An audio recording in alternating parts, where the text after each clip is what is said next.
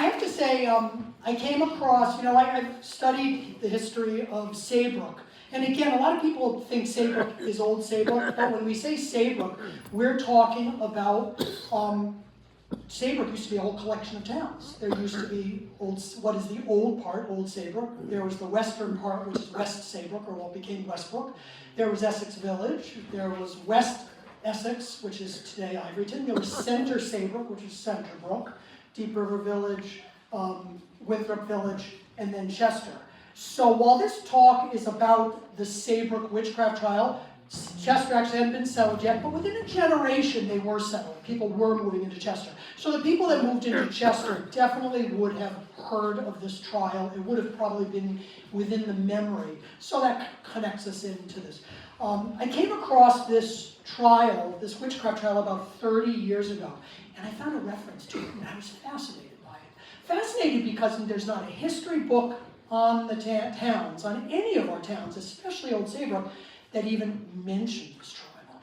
So that got me kind of, intrigued by it. But the more I dug, there was just so little, because witchcraft trials, usually the trial transcripts don't exist. Salem is kind of very unique in that regard. And we'll talk more about as we get into the talk about how I was able to start to kind of put a few pieces together on this. I do want to tell you that when we look at colonial witchcraft in New England, a lot of people don't realize that if we took Salem out of the equation, Connecticut was the hotbed for witchcraft trials. And that's because Connecticut, when New Haven, very, very controlling, and Hartford, pretty much the same. Connecticut's witchcraft, accusations predate Salem, by decades. And again, I'm just giving a little pre-information here before we jump in. The first person executed in all of the American colonies was executed in Hartford in 1647. Between 1647 and 1697, even though we don't know the exact number, but dozens of accusations, and probably 11 executions. Now, if you've come for an execution in Saybrook, you're going to be disappointed. So you might want to grab a cookie and leave, but I think you'll find this interesting in particular. You also have to remember, too, the majority, we'll talk a little bit more about this, but the majority of executions were women. I think there are only 2 men in Connecticut. That's very unlike Europe, which I'll mention in a moment. And the other thing is, witchcraft was a capital crime, which meant, it was a crime under English law. It was also a crime under Old Testament law. So, and they, those Puritans really abided by that, very particular. So, with no further ado, I'll tell you about this trial, because I think it's really quite fascinating. Anyway, the year is 1661, and Saybrook faced the greatest crisis in the fledgling community. For 3 years, the settlement had been rocked by a series of events that threatened their very existence. As these events unfolded, accusations were being thrown around. Not just accusations, but those of witchcraft. The ensuing witchcraft trial held all the ingredients of a town in crisis, a population looking for answers, and victims who are the perfect target. This little-known event would be a turning point in the history of Saybrook. I'll stop right there and mention to you also is that you can talk to most anybody that knows any of the history of our towns, or what was Saybrook. No one knows about this. It's really quite a hidden little piece in there. As the year 1661 came to an end, many of Saybrook wondered if the worst was behind them. They had prayed often that divine providence would guide them through their long ordeal. For 3 years, Saybrook had been rocked by a series of events that threatened its very existence. Many felt that the Mohegan sachem Uncas was to blame, and that he had been deluding their leaders in the years since the Pequot Wars.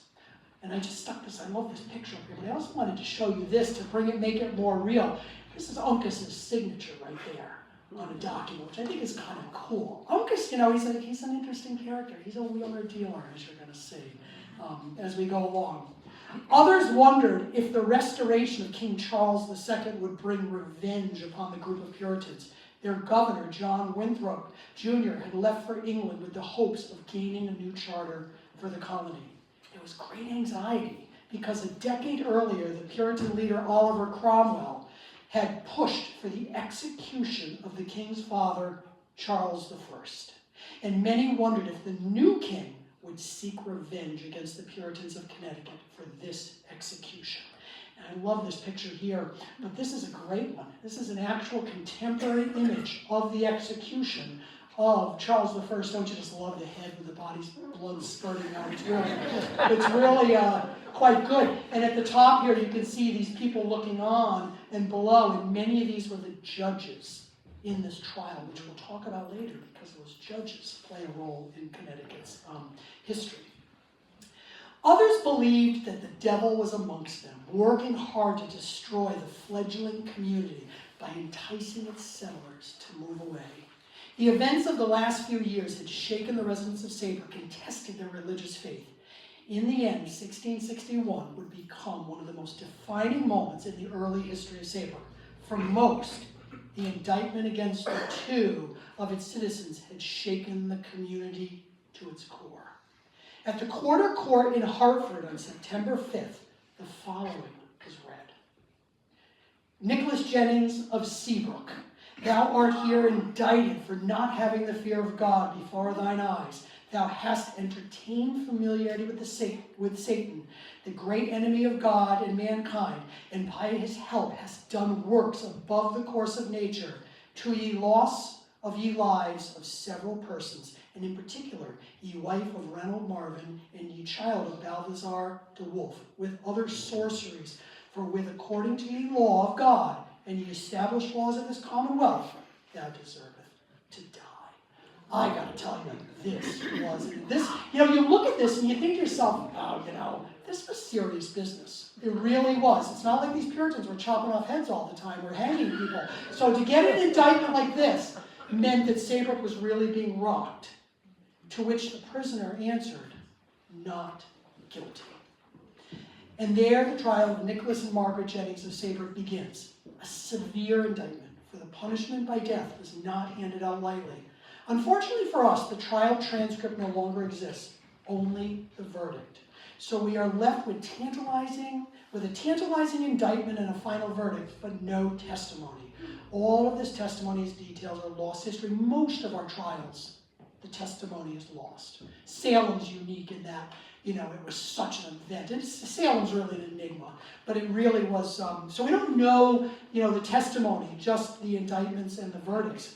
So what is the historian to do? And this is where I was really challenged 30 years ago by this. So in such cases, when we do not have the facts to work with, we must look to the surrounding events, placing the Jennings trials within the context of the greater historical record, to look for the clues that may have brought Saybrook to this point.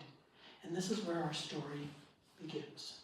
Witchcraft in colonial New England is hard for us to comprehend in our age of science and secularism. Witchcraft is the belief in the power of evil that was seen in events that could not be explained. Smallpox epidemics, Native American attacks, crop failures, even everyday difficulties as simple as bread not rising or butter failing to form when churning. To the Puritans, the forces producing such tribulations were attributed to the devil. To the Puritans' mind, the devil was amongst them at all times, looking for opportunity. Hollywood often gives us an image that's not, real when we think of the devil in Puritan times. For them, the devil was everywhere. You could see things that were indication of him. You needed to walk the straight and narrow. The great fear was that a person or community could fall prey to such evil. One often sees references to an individual being under an evil hand.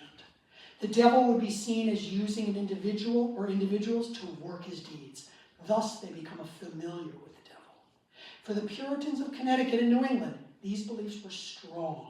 The colonists were vigilant for any sign indicating this evil hand was present. Once found, steering a clear path away from such danger was the only answer. If an individual did not recognize this so-called evil hand, they would be compelled by religious and political leaders to take the right path. If the transgression was such that it had caused harm to others, then a trial might ensue to root out the perceived evil and steer the individual in the right direction. In extreme cases, if a death of an individual were involved, then the punishment for the person thought to have consulted with a familiar spirit would be the sentence of death. The most quoted verse at this time was Exodus, "Thou shalt not suffer for a witch to live." I got that up there? Yep. Anyway, it should be noted that this tradition came to us from Europe. From the 1400s through 1650, thousands were put to death. Between 1600 and 1650 alone, Alsace, France, saw close to 5,000 executions. Now, we often think to ourselves, witchcraft like this, not like that in Europe. In Europe, it was mostly going against the church. It was mostly heretical thinking, or someone being accused of being a heretic, or Jews were very caught up in this. And so we have to use that witchcraft term kind of loosely when we think of it. It's more heretical thinking, but it's that thinking that comes to the new world. The Puritans followed a similar course, with the exception that they did not burn their witches. They followed a tradition from England. Hanging was the punishment. When one steps back, and I put this up there because I think this is fascinating, is I just stuck Joan of Arc up here. Because Joan of Arc is probably one of the great examples of someone trying to be accused of heretical thinking or doing things that were heretical. In this particular case, she dressed like a man. She went into battle. Those were things that were considered, not womanly. And now we all know, any of us that in our history classes, that why was she really put to death? She was too much of a driving force for the French over the English. The English had to put her to death. I love these images because this is the only known image of Joan of Arc. And it was doodled by someone in Parliament when she was speaking. This one was done later from memory, and that is a modern rendition. But I like it how you can actually see how, and that one on the right, it's almost become romanticized. But I think you have to remember, in the case of Joan of Arc, like we're going to see, oftentimes politics is behind what's actually happening. When one steps back from an individual case of witchcraft in New England, we see that these trials represented more than rooting out the devil. They represented a means of ensuring that social control was aligned with religious beliefs. In each of the New England colonies, witchcraft was a capital crime that involved having some type of relationship with or entertaining Satan. The earliest laws of Connecticut and New England colonies, the Blue Laws, make it a capital offense for any man or woman to be a witch. That is, hath or consulteth with a familiar spirit, they shall be put to death. Although the crime of witchcraft did not require any harm to result, in practice there had to be harm to warrant the effort and cost for trial. For the Puritans, these events were more than rooting out the devil. They represented a means by which the very cohesiveness of the community could be kept in line with Puritan beliefs. And as anyone looking at the colonial records will see, these laws found their foundation in the Bible. Over the past 50 years, there's been some great studies, done looking at individuals accused of witchcraft. This first one, Richard Tomlinson wrote this great piece, Witchcraft Trials in Connecticut. He literally just kind of took material out and put it onto paper. So it doesn't give us analysis. And this is actually where I first discovered this witchcraft trial in Saybrook. John Demos, who's out of Yale, really is just remarkable. He was the first person to really contextualize these witchcraft trials, meaning looking at the bigger picture of what was going on. And he looked at all New England, but he spent some time with Salem, and I'll mention that in a moment. And then along came Devil in the Shape of a Woman by Carol Carlson, which I really like too, because I think these two at the end are really great. She looks at that feminist piece, which is very important, especially when you're looking at something like Salem, or you're looking at the fact that women were overwhelmingly the ones that were accused, which tells you really just that men were threatened. But it's very interesting. So I think those two books on the right are two of the best studies they've ever done. But here's what happened. John Demos took these trials, and he looked over the trials and what was going on and where the transcripts existed. He tried to figure out the nuances in the transcripts, what was really going on and happening. And then he looked at the individuals being accused. Now, what he found, and then later Carlson kind of corroborated a lot of that, what he found was this. that those who are accused of witchcraft tended to possess very similar characteristics. First of all, background. They were often widowed, disabled, or in a position of servitude. Generally, social position, generally they were people of lower status. Age, majority of those were middle-aged. It's kind of interesting. Carlson's the one that brought up that the majority of these women were post-menopausal women. Now why? I don't know. She talked about the fact that oftentimes they were widowed. Oftentimes they were wealthy and had some money sometimes, and that was another reason they might be rooted out. Gender. Women outnumbered men 4-1. Men were usually found guilty by association. Marriage and childbearing. Most accused were married, and many beyond childbearing years. Crime. They often had run-ins with the law and were accused of theft, use of bad language, unacceptable behavior. Character. Threatening statements. Relationships. They often had troubles with their neighbors or community. And occupation.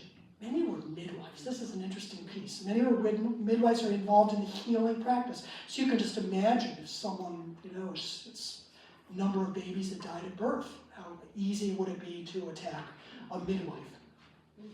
We must look at the experience of the colonists who came to this settled New England. For the Puritans, the very strength and fabric of the community depended on its cohesion.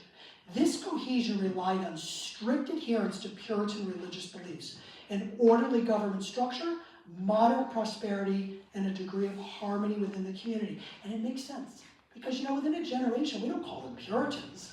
What do they become? They're Congregationalists. Think of the very word. It's a congregation. The whole cohesion of the community is within that church. If this unity was broken, then the community suffered. All of these were seen as presenting the devil with an opportunity to bring misfortune. These misfortunes could be in the form of crop failure, Native American attacks, and you can imagine the Native American looked at as the devil himself. Or actually, they said at the colonial times, it was the spawn of the devil. If any of you have ever read Nathaniel Hawthorne, he focuses so often on the woods, because that's where the Indians is, that's where the devil is. So for Minister's Block Vale, you all remember that. Anyway, disease, either of the residents, their livestock or produce, the loss of status of a community. There's so many reasons they thought the devil. Could a community see such things happening? Yes and no. Like many of us living in our own present-day small communities, we experience the day-to-day events and do not often capture the larger picture of what's going on in our community sometimes. When we finally do see the community fabric fraying under stress, sometimes it's often too late. For the Puritans, when the stress reached a critical point, they looked to see if the devil was at work. And they could often find him in the guise of an unfortunate outcast within the community. Most famous of this is Salem, Massachusetts in 1692. The witchcraft outbreak in Salem came at a particular stressful time in history. Massachusetts was without a legal government due to the overthrow of the colonial governor of the Dominion of New England, Edmund Andros. As a result, the colony was lobbying for a new charter that was soon to arrive. A framework of government was essential to these New England colonies, as the English placed a great emphasis on their legal tradition and their legal heritage. Without a charter, their government had no authority, and their right to exist was in question. Moreover, Salem was coming apart. As tensions grew between those who sought personal prosperity through maritime trade and those who viewed such pursuit as the devil's temptation, leading to conflict and undermining the unity of the community. Remember, by this time, communities were no longer seeing themselves as Puritans. They were congregations. Salem is so fascinating. John Demos is the one that came up with this, because we remember those three girls conjuring with Tituba, things get out of hand. I'll tell you what happened. Those girls probably became hysterical for what they had done. And that hysteria, but here's what's so fascinating. John Demos went ahead and he tracked those that did the accusing, those that were the accused, the triangles, the accusers, the squares. Now, if you notice as you look at this, the predominance of squares, or the accusers, are in the northern, up in this area. The accused seem to fall kind of along the bottom here. And now, because the transcripts exist for this, it's really a great deep dive he took. And you know what he found out, which was really fascinating? So first of all, you have to think of this. Most people think of the Salem witch trials as Salem as one big thing. It's not like that. You have Salem Village where the trials took place. But then you have Salem town. It's all Salem. Think of this as like Deep River in Winthrop. Not that I want to put Deep River in this lake, but Deep River in Winthrop. And this is the Ipswich Road. This was where the commerce was taking place. And what happened was, England still at this time, or I should say, English tradition did not follow primogeniture, which is where you give everything to the oldest son. So in this particular case, you are now, 1692, 3 generations away from settlement. Therefore, these farmers kept having to divide their land up amongst their sons. Their land kept getting smaller and smaller. So individuals were making less and less money. But the people along here on the Ipswich Road were getting their goods to market faster. And mercantile trade was becoming where the money was. So these people were becoming envious of these people. Now, was it conscious? Were they really saying, like, I'm going to give it to that person? No, this was probably very subconscious. You know, like they were going to, like these people, tremendous resentment of these. And so what he ends up finding really and truly is that the Salem witch trials, not counting those initial, the girls, this was really a socioeconomic battle taking place through witchcraft. So we got to keep that in mind as we talk about Saybrook. Similar themes run through the early years of Saybrook.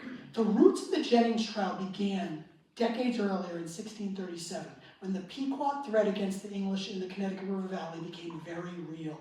The settlers of Saybrook, like others who lived in the river valleys, had been under a constant threat from the Pequots. As events headed toward a climax, Captain John Mason, with forces from Hartford and Saybrook, led the English against the Pequots in eastern Connecticut. With the assistance of the Mohegan sage Uncas, the Pequot fort at Mystic was besieged and destroyed. And this is a wonderful, maybe I didn't put it in here. Sorry, there it is. This is a wonderful, this I stuck in there, that's John Mason. And you remember the controversy last 2 years ago? They wanted to take the statue off of the state's capital.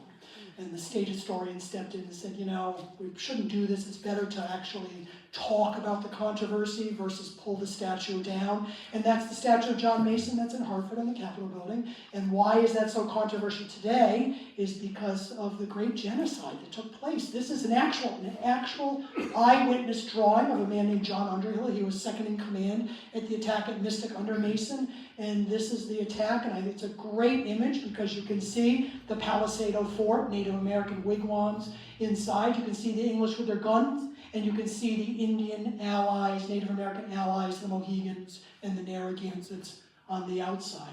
It tells us an awful lot in this case here. But anyway, for his assistance and loyalty, Uncas was given charge over large tracts of Pequot territory in eastern Connecticut. In the years following, John Mason settled in Saybrook and eventually became its military commander. The loyalty and friendship between Mason and Uncas would continue throughout their lives. The connection between these two men was a key ingredient in our future trial. There he is, that guy. That's not an actual picture. That's something that the Mohegans, it's really quite good. It's kind of interesting. You look at the Mohegans, they interpret it one way. You look at the Pequots, they interpret Uncas a different way, either a hero or a traitor. It's kind of interesting. But we have a very strong relationship with him. As life in Connecticut settled in the years following the Pequot War, the people of Saybrook began to move and settle outside the fort. Essex, 1647, and Westbrook, 1648. They surveyed the land and were moving into these very nice areas. You look at today at Essex and even parts of Deep River and Westbrook and Saybrook, very fertile land, good access to the sea, and so forth. But it's in these years our trial unfolds.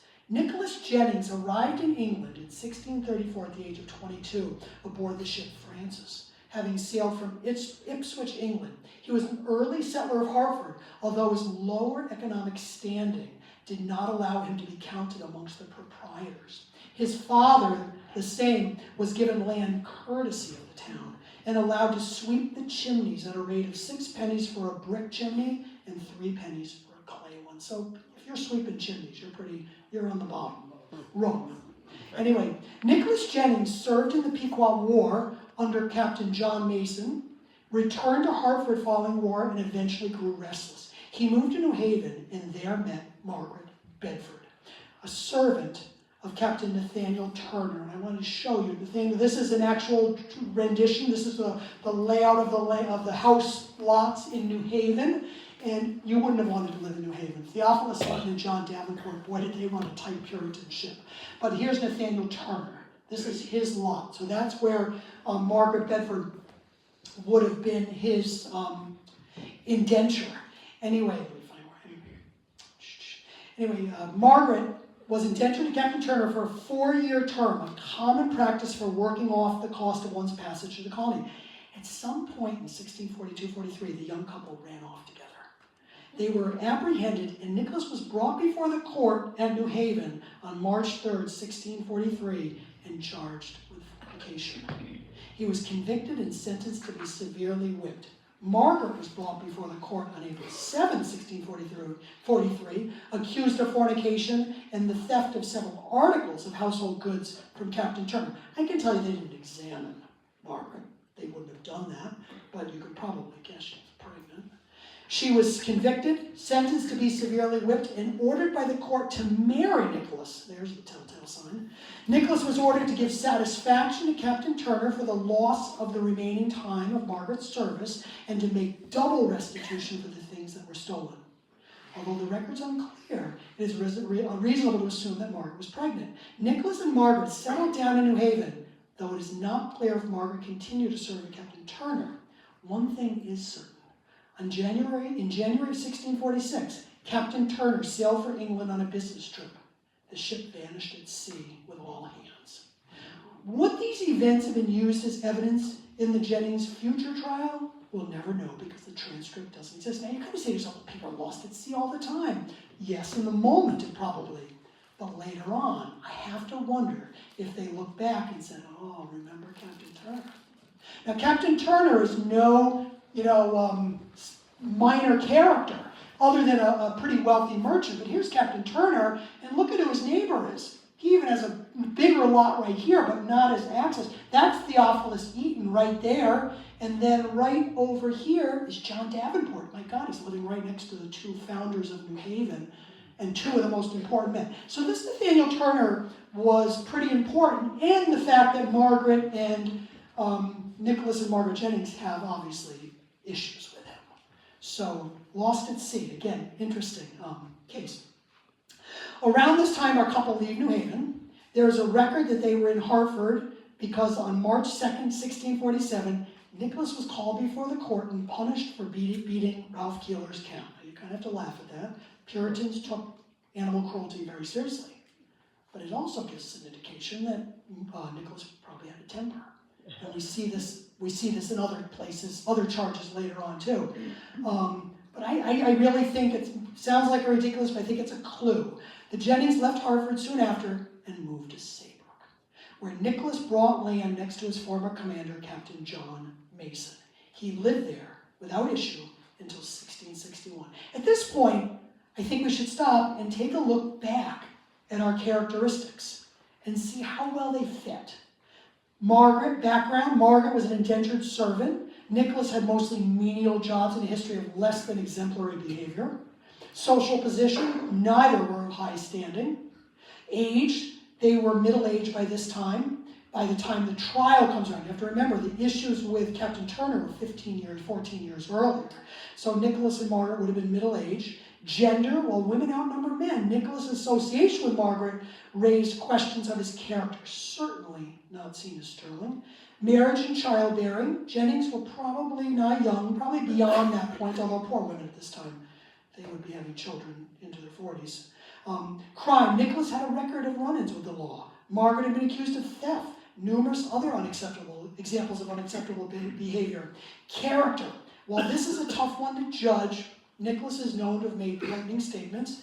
Relationships, ample evidence that the Jennings couple were often in trouble with their neighbors. And occupation, we're not really quite sure if this played a role in there, because we know Margaret was not a midwife.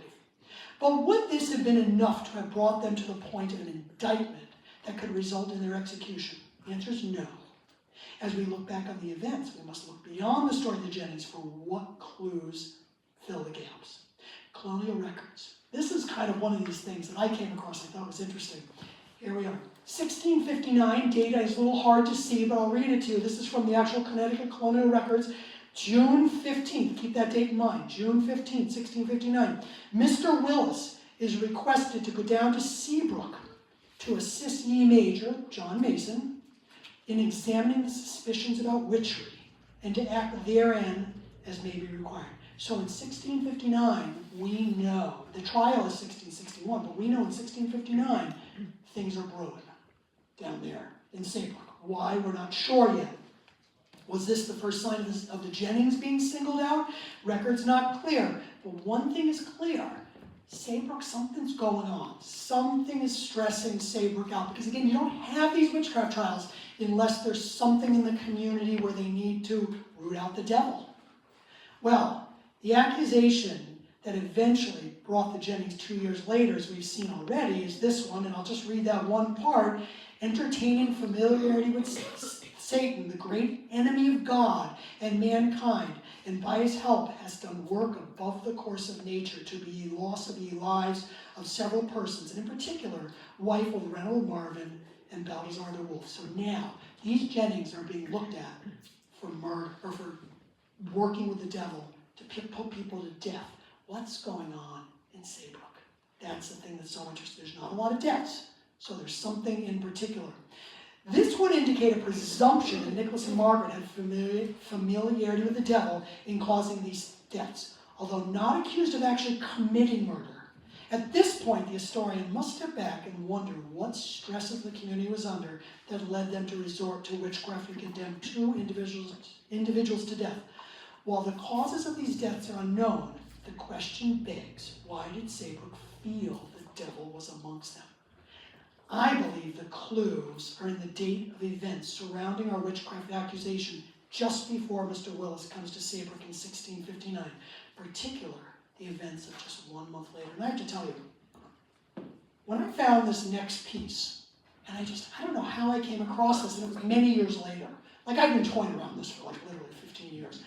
And all of a sudden, I saw this, and I'll read it to you in a moment, and I'm like, oh, what the heck is this? It says, again, colonial record. And this, I might add, is May 1659, 1 month before Mr. Willis going down to Saybrook. And it says, Hartford, May 20th, 1659. This court, having considered the petition presented by the inhabitants of Saybrook, does declare that they approve and consent to what is desired by the petitioners respecting Mohegan, provided that within the space of 3 years they do effect a plantation in the place proposed. What? Exactly. What? Exactly. What? I read this and I'm like, okay, there's something going on here, but what? It didn't make a lot of sense to me. What does this all mean? The entry's baffling, but upon further research, it would seem to answer, for me, as you're going to see, this accusation against the Jennings. The history of Saybrook, now this is another thing. The histories of Saybrook just don't mention this. I mean, you're hard-pressed to find this, what's going on here. It says, history of Saybrook show that in the 1650s, there was trouble within the town. Tradition states, this is a great one, tradition states that crows and blackbirds were destroying the crops. Oh, come on. Really? I remember Tim Hout talking to me about this, and I'm like, oh, come on. Really? Anyway, tradition also states that the sandbar at the mouth of the river presented an insurmountable obstacle to the commercial prosperity of the town. I don't believe that either, because Chester and Essex did pretty well in the next century or so with commercial, with the Indies. To the dismay of many, as the story goes, their livelihood was in jeopardy, and many were looking for land that would not be subject to these misfortunes. As early as 1653 and 54, a group was forming to settle lands in Mohegan, which is now Norwich. And during 1658 and 1659, John Mason surveyed this land for the establishment of a new plantation. Arrangements were made with Uncas, chief of the Mohegans, and the land was purchased from Uncas in a sense. I mean, first of all, You're talking 1659. We haven't had King Philip's War. That's 1676, which in the King Philip's War is kind of where the Indian uprisings within New England are put down. We can kind of consider that when the colonists, could feel free to move where they wanted. 1659. Who is going to move from Westbrook, Saybrook, Essex to Norwich? I mean, I'm not disparaging Norwich, but think about it. Think about it. And no less, moving right into the center of Native American territory, I don't buy that it was crows at all. I really don't. In the sandbar I can almost buy, but they're not. Those ships that size are not coming into the Connecticut River at this particular time. Anyway, and I stuck this map up here just to kind of show you, you have the river, the Thames River that comes up into Norwich. But look at that and this, something. There was something more to this. John Mason lost no time in moving forward and lost no time. Now you have to imagine these people are moving. They're giving up their homes. And there's no realtor.com at this time. You're giving up your home. You're giving up your plot of land. So anyway, John Mason had lost no time in moving forward, and on June 6, 1659, he purchased 9 miles square of land lying and being at Mohegan, and the parts thereunto adjoining present-day Norwich. In June of 1659, Uncas and his 2 sons, Awanico and Ottawanahud, appeared at Saybrook and signed a deed of conveyance. Ottawanahud, the son, he and John Mason were so strong connected. Uncas was pretty connected, but Ottawanahud very connected. Most people don't even realize Ottawanahud's English name was Joshua. And you all know he lived Joshua Town Road. The English always felt safe in Essex when they could see Joshua's campfire across the river. That's Joshua's Rock today, right there. So this connection was so important. Even when Joshua died, he was not going to be buried in the royal burial ground for his family in Norwich, which you can go to today. He's buried in Cypress Cemetery.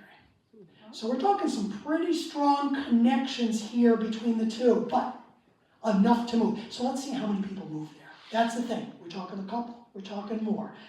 Anyway, would these misfortunes of the subsequent land transactions have caused a witchcraft accusation? Remember, often these accusations take place when a community comes under stress. To the Puritans, the devil was always at work, bringing about pain, suffering, misfortune, even death. Just looking at this physical record would indicate that there was simply not enough to warrant the accusations being across the Jennings. So why?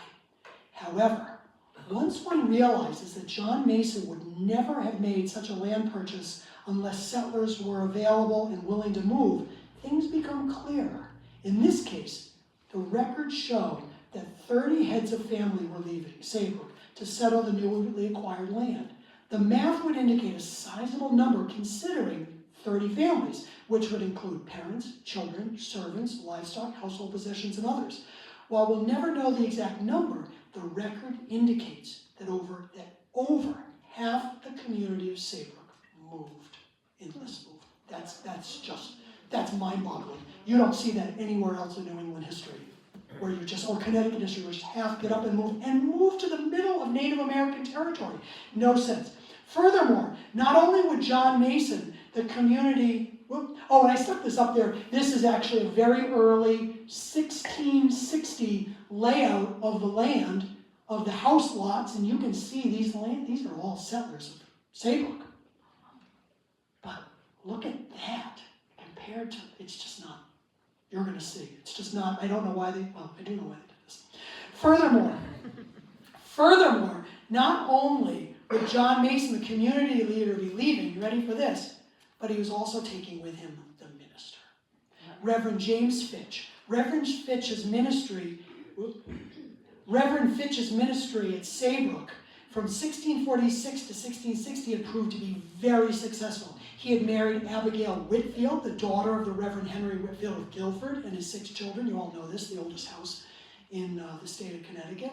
Abigail died in 1659 and went on to marry Priscilla Mason, the daughter of John Mason, and they would go on to have 8 additional children. The possible loss of Reverend Fitch was a matter of great contention with both factions, those staying and those leaving, fighting over where he would go. The record states that the majority carried him away to Norwich and the minority were left behind. All of these events in such a relatively short time span would have put any community in crisis. The loss of their political and military leader, as well as their religious leader, had to have led a community to wonder what they had done wrong in the eyes of God. What could have brought them such misfortune? Was the evil hand upon them? Note the dates, the conveyance of land in May, and then the accusations of witchcraft in June. And that same month, Mr. Willis has to go down to examine for witchery. Nicholas and Margaret Jennings were the perfect target 2 years later. In fact, they may very well have been the target of why Mr. Willis was going down in 1659, because they fit the profile. But look at this, as you're going to see. This is a map of Saybrook in 1650, and it's done by Gilman Gates in the 19th century, and I'll explain it in a minute. To make the community connection, the community was under stress, leads to a tantalizing clue in the map by Gilman Gates that shows Nicholas Jennings' house lot as being adjacent to Major John Mason. Now the reason I say that is because the Puritans, when they were accusing people of witchcraft, it was all about you being a familiar of the devil and putting, like we might call today, putting a curse, but getting them to do something that they wouldn't normally do. Could it be that the community wondered if Nicholas and Margaret Jennings might be familiars with the devil? Was the devil working through them? After all, John Mason was the force behind such a large contingent of settlers leaving Saybrook. Was the devil influencing Mason through his neighbor, Nicholas Jennings? Was the indictment relating to Reynold Marvin and Balthasar de Wolfe an unwitting effort to find reason for the fragmentation of their community?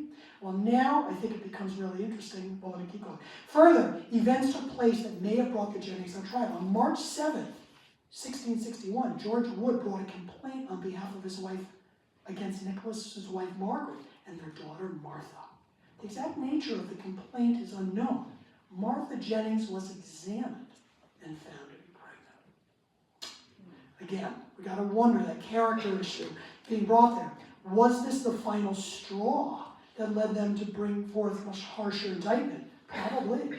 And the stress that the community was feeling over the loss of such large numbers and moving to Norwich, that probably led them to believe that Saybrook was under an evil hand. I have to tell you, at this point I'm looking at this and I'm like, okay, the case is strong, but really, there has to be something else. I'm looking for this clue. And then all of a sudden, after having taught history for many, many years, it came to me. What happened, I think, my opinion, I'm not an eminent historian, but I do think this, was the restoration of the monarchy in England that was taking place in 1660. Oliver Cromwell was dead. The very short rule of his son had ended. Now England was asking for the return of the monarchy. The very monarchy that had pushed the Puritans to leave the mother country across the ocean and settle Saybrook. Would Charles II be sympathetic to the Puritans now? Oliver Cromwell is a Puritan. He, remember the whole changed England, the Puritanism and the Puritan leaders during that whole time, martial law coming down. Oliver Cromwell had executed his father, Charles I. Gee, let me tell you something. Charles II was out for revenge, as you're going to see. So John Winthrop Jr., this is our guy, not John Winthrop of Massachusetts Bay. This is the son, right here. And this is the guy that settles our area. That's why we have Winthrop Middle School's named after him. Would he continue to allow them, would Charles II continue to allow a high degree of self-government that Connecticut enjoyed, that Saybrook enjoyed? The colonists of Connecticut had real reason for fear regarding the future. The General Assembly of Connecticut sent John Winthrop Jr. to England to ask for a charter. Their petition for a charter was sent in May of 1662, but it was after this case started brewing. So here's what happens. This colony of Saybrook had been settled by Puritans who fled England. These very same Puritans in England had put Charles I to death. Oliver Cromwell was very sympathetic to Saybrook. He was actually very kind to Saybrook, Cromwell, Connecticut, when you think of this, in this particular case. And now his son, Charles II, had taken the throne. Would the new king be kind to Saybrook? These questions had to run deep in the community, adding to the tension that already existed. Eventually, I'll tell you what happened is Charles II goes after the regicides. The regicides are the men that killed his father, and he goes after them with a vengeance. Oliver Cromwell has him dug up, well, taken out of the cathedral, the crypt, and quartered. Wow. Quartered in death. I mean, he's dead, and they're quartered. The other men, some of those regicides, brutal executions, that they had. Some of them, I believe, were, eviscerated, and so forth.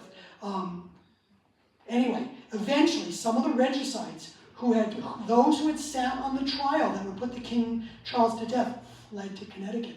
Two in particular, Edward Whaley and William Gough, arrived in Boston in 1660 and then fled to Connecticut in 1661, where another regicide, John Dixwell, had already taken refuge. The warrant for their arrest was received by Governor William Leete of Connecticut. These men, the king sent troops over to hunt them down. These men were never caught, much to the king's frustration, but you all know them, Judge's Cave in New Haven, where they hid out, turned in by the Indians, no less. Then from there, they hid in what is known as Regicide Cellar in Guilford, which you can go by the foundation, which has a building on it today, which is on Broad Street and River Street and Broad Street. And that's where the regicides hid as the king's men were coming right through to hunt them down. Today we know them because of Whaley Avenue, Gough, I can't even remember. We have Whaley Avenue, Gough Street, Dixwell Avenue, New Haven, named after these regicides. So, the king's men were right here in Connecticut. They went as far as Guilford. Did they come to Saybrook? We don't know. You can't tell me that Saybrook colony wasn't sweating it at this particular point. One has to imagine the tension, even the fear that this community faced, where almost half of its members are leaving to settle Norwich.